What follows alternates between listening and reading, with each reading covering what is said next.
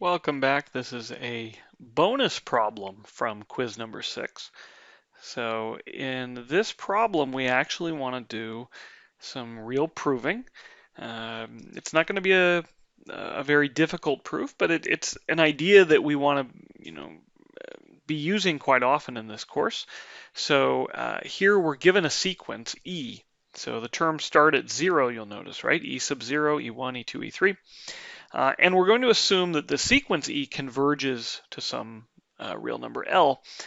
And then we define another sequence, and you should see it looks pretty similar. It almost looks like a typo, right? You think, well, maybe these are supposed to be F's or something. But no, it is the same sequence, only we have removed the first term. So it should strike you that this probably should converge to the same thing as the original sequence E, because convergence cares about what happens in the long run, not what happens at the beginning of the sequence. So intuitively, it should be very clear that F also converges to L, but we're going to give a formal proof using the definition of convergence that we gave. So let me briefly recall that definition. So I'll recall it by explaining what it means for E to converge to L. So since the sequence E converges to L, there exists a function. All right, so remember this is a little different than it shows up in the textbook, but it is equivalent. So there exists a function, and we could call it, say, M, which is going to take positive real numbers and return, in this case, non-negative real numbers. So the reason why this is starting at 0 here is because we started our original sequence at 0.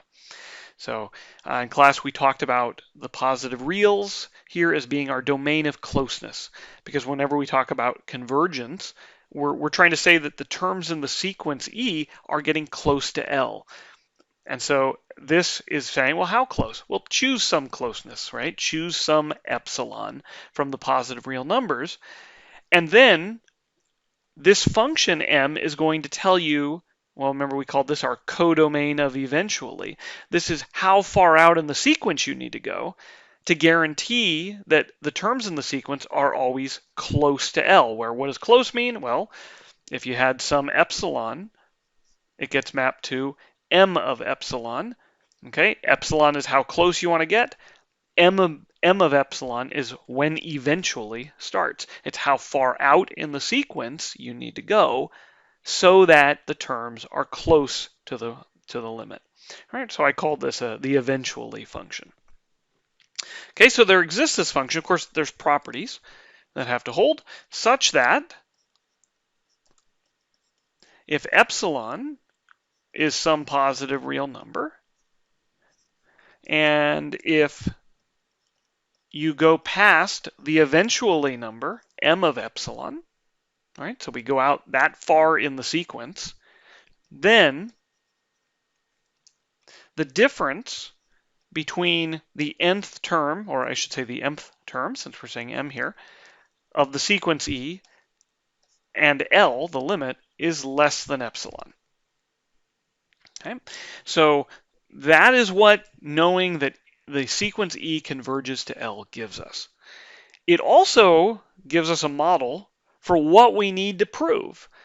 All right, if we want to prove that the sequence F converges to L, then we're going to have to define a function from the positive reals to, well, we could make it the integer starting at 1 now, such that if you choose some epsilon in the positive reals and you go past whatever our new function, right, is of epsilon, then the distance between Fm, or whatever that letter will be, and L should again be less than epsilon. So that's our goal. So let's write that quickly. So our goal is to find a function. And how about we'll give it a new name? We'll call it n. Again, it's right. This our eventually function goes from the domain of closeness to our codomain of eventually, such that if you have some positive real number epsilon, and if you choose anything past the eventually number, then the difference between f sub n and L is less than epsilon. Okay, but what is f sub n? Well, f sub n is actually just equal to, well, you could think about it as being e sub n, right? It's the same value. It's shifted by one spot, essentially, right? But we could actually think of this, right, as being f sub 1 and f sub 2 and f sub 3. So this is really just e sub n. And so this actually will tell us how to build this function. We just need to go out far enough so that e sub n minus L is less than epsilon. And we know where we can go. For our epsilon, m of epsilon does it. If we go out past m of epsilon, and you choose some n which is greater than m of epsilon, then the distance between En and L must be less than epsilon. So in fact, we can essentially choose our function n, right, to be the function m. Maybe we have to worry about m spitting out a 0, right? Okay, but if that was ever the case, we can just say round it up to 1, or we can even just say add 1 to it, right? That'll certainly do the trick. So here we go. We're going to define our n to be m of epsilon, and we'll just add 1, all right, which it's a technical detail. It's really just done to ensure that we end up, right, in the integer set which is greater than or equal to 1. Right? In principle, this m of epsilon might be 0, so adding 1 will certainly do it. It never hurts to make eventually a little bit later.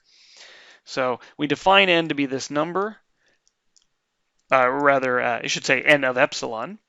So we define n of epsilon just to be m of epsilon plus 1. And so now, if epsilon is some positive real number, and if little n is bigger than n of epsilon, well, in that case, since we know that n of epsilon is equal to m of epsilon plus 1, and this is greater than m of epsilon, then we know that n is greater than m of epsilon. Okay, but from our definition, if you go past m of epsilon, then the difference between En and L is going to be less than epsilon. However, En is precisely the same as Fn. So this is the difference between Fn and L. And so we conclude that the difference between Fn and L is less than epsilon whenever we go past the eventually number for epsilon. And this completes the proof. So thus, F bar converges to L.